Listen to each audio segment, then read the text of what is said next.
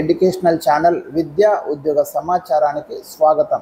Daily GK and current affairs ఈరోజు 200 video. ఈ రోజుతో 2000 ప్రశ్నలు మీకు డైరెక్ట్గా పూర్తయ్యాయి. మరొక 2000 ప్రశ్నలు ఇండైరెక్ట్గా ఉన్నాయి. ఎందుకంటే ప్రతి ప్రశ్నకి ఎక్స్ప్లెనేషన్ అనేది ఇస్తున్నాను కాబట్టి అక్కడ కూడా అడగాల్సిన క్వశ్చన్స్ మాత్రమే మీకు ఆ రూపంలో ఇవ్వడం జరుగుతుంది. ఏది కూడా వేస్ట్గా ఇవ్వడం లేదండి.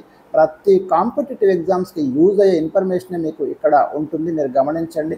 కాబట్టి మీ ఫ్రెండ్స్కి కూడా ఈ ఛానల్ని షేర్ చేయండి, వాళ్ళు కూడా ఉపయోగించుకుంటారు. వీడియో చూస్తున్న ప్రతి ఒక్కరూ లైక్ చేయండి, ఛానల్ని సబ్స్క్రైబ్ చేసుకొని ఇలాంటి మిస్ కాకుండా చూసుకోండి. ఇక ఈరోజు క్వశ్చన్ నెంబర్ 1 జనరల్ అవేర్నెస్ నుంచి చాలా కీలకమైన ప్రశ్నలు తీసుకున్నాను. క్వశ్చన్ నెంబర్ 1 వచ్చేసి మనకి వరల్డ్ ఎకనామిక్ అవుట్లుక్ రిపోర్ట్ను ఏ సంస్థ ప్రచురిస్తుంది? ఇలాంటి రిపోర్ట్స్ ఇండెక్స్ చాలా కీలకమండి. కొన్ని సంస్థలు కీలకమైన రిపోర్ట్స్ను ఎవ్రీ ఇయర్ మనకి పబ్లిష్ చేస్తుంటాయి. ఇలాంటి ప్రశ్నలు వస్తున్నాయా కాంపిటేటివ్ ఎగ్జామ్స్లో అంటే వస్తున్నాయండి, అందుకే ఈ ప్రశ్న తీసుకున్నాను. ఇక్కడ 4 ఆప్షన్స్ ఇక్కడ మీకు ఉన్నాయి. Option 1 IMF, option 2 IBRD, option 3 UNDP, option 4 WTO. World economic outlook రిపోర్ట్ను ఏ సంస్థ ప్రచురిస్తుంది? ఆన్సర్ గెట్ చేయండి, కామెంట్స్లో తెలియజేయండి. రైట్ ఆన్సర్ వచ్చేసి మనకి ఇంటర్నేషనల్ మానిటరీ ఫండ్ అండి, గుర్తుంచుకోండి.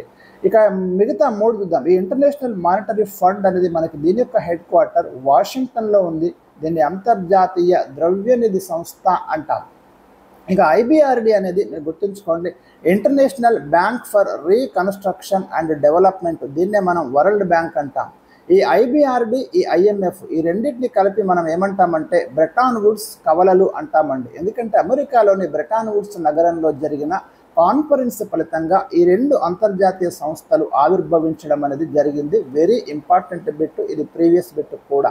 ఇక UNDP అనేది యునైటెడ్ నేషన్స్ డెవలప్మెంట్ ప్రోగ్రామ్. ఇది ప్రతి సంవత్సరం మనకు హ్యూమన్ డెవలప్మెంట్ ఇండెక్స్ను ప్రచురిస్తుంది, గుర్తుంచుకోండి. HDI అంటాం దీన్నే. ఇక WTO అనేది మనకు గ్యాట్ స్థానంలో వచ్చిందండి, వరల్డ్ ట్రేడ్ ఆర్గనైజేషన్ అంటాం దీన్ని. 1995 ఇది ఎస్టాబ్లిష్ చేయడం జరిగింది. దీని యొక్క హెడ్ క్వార్టర్ వచ్చేసి మనకు స్విట్జర్లాండ్లోని జెనీవాలో ఉంది. రైట్, ఇవి మనకు ఈ ఫస్ట్ క్వశ్చన్ సంబంధించిన చాలా ముఖ్యమైన ఇన్ఫర్మేషన్ మరియు ఆన్సర్. క్వశ్చన్ నెంబర్ 2 ఉస్మానియా విశ్వవిద్యాలయం ఏర్పాటుకు సంబంధించిన ఫర్మానా మీర్ ఉస్మాన్ అలీ ఖాన్ ఎప్పుడు విడుదల చేశారు? రైట్, రీసెంట్గా మనకి ఉస్మానియా విశ్వవిద్యాలయం 108వ సంవత్సరంలోకి అడుగు పెడుతుంది అని వార్తలు వచ్చాయి. మరి దానికి సంబంధించి గతంలో TGPSలో కూడా ప్రశ్నలు ఉన్నాయి.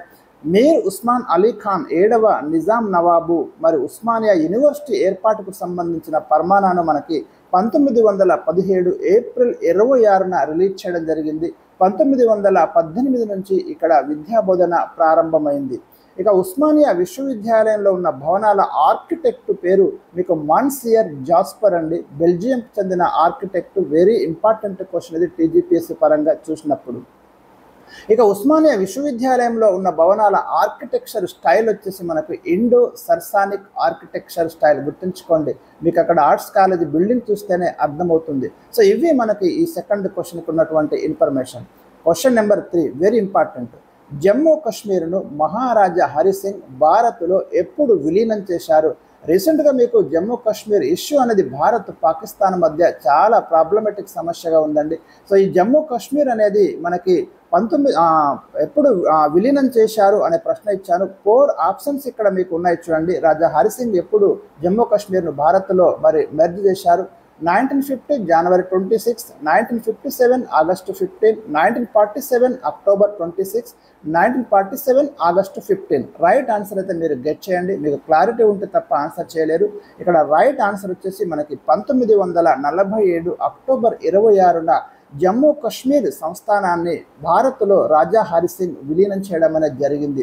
ఎందుకంటే ఆ రోజు బ్రిటిష్ వారు భారతదేశాన్ని వదిలి వెళుతున్నప్పుడు మనకు 562 సంస్థానాలు ఉన్నాయి భారతదేశంలో. అందులో 3 సంస్థానాలు చాలా క్రిటికల్గా ఉండి మరి భారత్లో విలీనం కాలేదు చివరిదాకా. అందులో జమ్మూ కాశ్మీర్ ఒకటండి. మరి జమ్మూ కాశ్మీర్ మీద ఎప్పుడైతే పాకిస్తాన్ అటాక్ చేయడం జరిగిందో వెంటనే రాజా హరిసింగ్ నెహ్రూ దగ్గరికి వచ్చి భారత్లో జమ్మూ కాశ్మీర్ను విలీనం చేస్తున్నట్టు ఒక అగ్రిమెంట్ అయితే చేసుకోవడం జరిగింది. ఆ తేదీ వచ్చేసి మనకి 1947 అక్టోబర్ 26, గుర్తుంచుకోండి, very important. Question number 4 Bharat Pakistan మధ్య సిమ్లా ఒప్పందం ఎప్పుడు కుదిరింది? దీన్ని మనం సిమ్లా అగ్రిమెంట్ అంటామండి. హిమాచల్ ప్రదేశ్లోని సిమ్లాలో మరి భారతదేశ ప్రధానమంత్రి ఇందిరాగాంధీ పాకిస్తాన్ అధ్యక్షుడు జుల్ఫికర్ అలీ భుట్టో మధ్య ఒక అగ్రిమెంట్ కుదిరింది. ఆ అగ్రిమెంట్ ఎప్పుడని అడిగాను. ఇక్కడ 4 ఆప్షన్స్ ఇచ్చాను. 1960, 1966, 1972, 1971. రీసెంట్గా న్యూస్లో కూడా వచ్చింది మీకు. పెహల్గాం ఉగ్రవాద దాడి తర్వాత మరి పాకిస్తాన్ ఈ అగ్రిమెంట్ని రద్దు చేసుకున్నట్టు ప్రకటించింది. భారతదేశమేమో ఇండస్ వాటర్ ట్రీటీని రద్దు చేసుకున్నట్టు ప్రకటించింది. ప్రతీకార చర్యలు అయితే మనకు కనిపిస్తున్నాయి ఇక్కడ ఒకదానికొకటి. సో ఇక్కడ రైట్ ఆన్సర్ వచ్చేసి మనకి 1972 జూలై 2న ఈ సిమ్లా అగ్రిమెంట్ అనేది జరిగిందండి. గుర్తుంచుకోండి.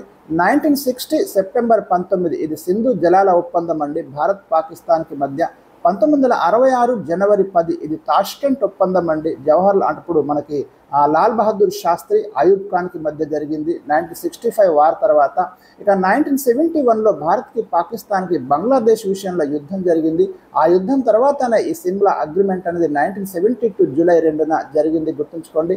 ఈ అగ్రిమెంట్ ఫలితంగానే మనకి ఎల్ఓసి దీని ప్రకారం భారత్ పాకిస్తాన్ మధ్య నియంత్రణ రేఖ అనేది ఏర్పాటు చేయబడింది. దీన్నే మనం లైన్ ఆఫ్ కంట్రోల్ అంటాము. ఇది ఎవరు కూడా ఏకపక్షంగా ఈ లైన్ ఆఫ్ కంట్రోల్ని మార్చకూడదు అనేది ఈ ఒప్పందంలో ఉన్నటువంటి అంశం. అదేవిధంగా ఈ రెండు దేశాల మధ్య ఏర్పడే ఇష్యూస్ విషయంలో మూడో దేశం యొక్క జోక్యం ఉండరాదు అనేది కూడా ఈ దీంట్లో ఉన్నటువంటి సారాంశం అండి. కానీ ఈ అగ్రిమెంట్ని ఇప్పుడు పాకిస్తాన్ రద్దు చేసింది కాబట్టి ఇక్కడ థర్డ్ నేషన్ జోక్యం చేసుకోవడానికి ఒక అవకాశాన్ని కల్పించినట్టు అయింది అనేది మీరు గమనించండి. సో ఇది మనకు సిమ్లా అగ్రిమెంట్కి సంబంధించినటువంటి అంశం. Question number 5. బ్రిక్స్ దేశాల ఆధ్వర్యంలో ఏర్పాటు చేసిన బ్యాంక్ ఏది? న్యూ డెవలప్మెంట్ బ్యాంక్ అండి. ఇది బ్రిక్స్ బ్యాంక్ అని కూడా దీన్ని పేర్కొంటాం. దీని యొక్క హెడ్ క్వార్టర్ అనేది మనకి ఎక్కడుందంటే షాంఘైలో ఉంది. గుర్తుంచుకోండి. ఇది 2015 జూలైలో ఏర్పాటు చేయబడింది. బ్రెజిల్లోని ఫోర్టాలేజాలో జరిగిన 6వ బ్రిక్స్ సదస్సులో దీన్ని ఏర్పాటు చేయాలని నిర్ణయించారు. Head quarter Shanghai, China. New development bank NDB. గుర్తుంచుకోండి. ఎన్డీబీ తొలి అధ్యక్షుడు భారత్కు చెందిన కేవి కామత్ అండి. Question number 6. కాశ్మీర్ చరిత్ర గురించి వివరించే అత్యంత ప్రాచీన రచన ఏది? 4 ఆప్షన్స్ ఉన్నాయి. విక్రమాంక దేవ చరిత్ర, రాజతరంగిణి, అర్థశాస్త్రం, పరిశిష్ట పర్వన్. 12వ శతాబ్దం నాటి కాశ్మీర్ రాజుల యొక్క చరిత్ర, కాశ్మీర్ యొక్క సంస్కృతి గురించి ఒక ప్రముఖ సంస్కృత చారిత్రక గ్రంథం వివరిస్తుందండి. రైట్ ఆన్సర్ వచ్చేసి ఇక్కడ మీకు రాజతరంగిణి. దీన్ని రాసింది కల్హనుడు. ఇది సంస్కృతంలో రాయబడింది. ఇక విక్రమాంక దేవ చరిత్ర బిల్హనుడు రచిస్తాడు. అర్థశాస్త్రం మనకి చాణక్యుడు రచిస్తాడు. పరిశిష్ట పర్వన్ మనకు హేమచంద్రుడు రచిస్తాడండి. గుర్తుంచుకోండి. Rajatarangini is the right answer. దీనిని కాశ్మీర్కు చెందిన పండితుడు కల్హనుడు రచించాడు. ఇది 12వ శతాబ్దం నాటి కాశ్మీర్ సంస్కృతిని, పరిస్థితులను వివరిస్తున్న సంస్కృత రచన అనేది గుర్తుంచుకోండి. Question number 7. World intellectual property rights day ప్రపంచ మేధో హక్కుల దినోత్సవంగా ఎప్పుడు జరుపుకుంటాం? వెరీ ఇంపార్టెంట్ అండి. ఇక్కడ మీకు 4 ఆప్షన్స్ ఇచ్చాను. April 25, April 23, April 26, April 22. Right answer వచ్చేసి మీకు ఇక్కడ April 26 is the right answer అండి.